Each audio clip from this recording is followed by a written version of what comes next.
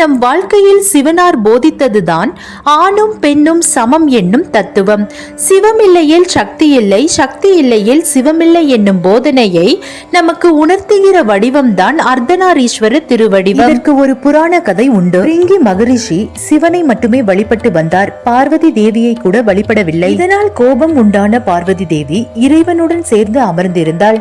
அப்போது பிரிங்கி முனிவர் இறைவனை மட்டும் சுற்றி வழிபட்டார். இதனால் கோபமுற்ற பார்வதி தேவி இறைவன் உடலில் ஒரு பாதி இடம் பெற்றாள்.